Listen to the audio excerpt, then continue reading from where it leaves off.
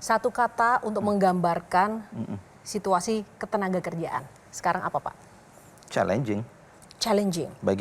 Bagi semua challenging. Bagi saya challenging artinya kita harus kawal ini, ya, tantangan global, kemudian kondisi industri di Indonesia, ketenaga kerjaan, internal birokrasi, dan bagi teman-teman pencari kerja juga harus challenging karena tuntutan itu akan semakin berat, kompetisi semakin tinggi, mereka harus lebih punya kompetensi yang lebih baik, punya growth mindset.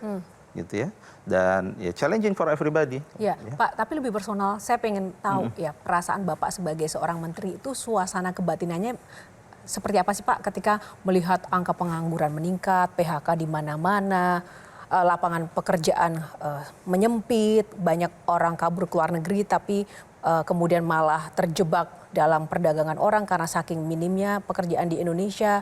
Nah, ini gimana Pak? Perasaan Bapak waktu melihat fenomena sekarang tuh?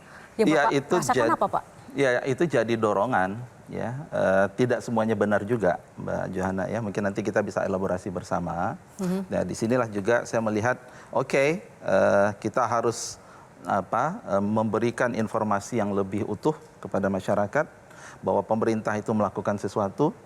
Dan kita juga harus menyadarkan masyarakat bahwa mereka juga harus mempersiapkan diri lebih baik. Kita juga mendorong industri untuk lebih maju, gitu ya. Kan menjadi guru besar dan juga akademisi kan lebih tenang ya hidupnya. Ketika menjadi menteri itu dengan segudang permasalahan sempat merasa kaget, waduh, atau ingin mundur, atau mungkin sempat ingin menyerah gitu. Pernah nggak Pak terbesit itu Pak?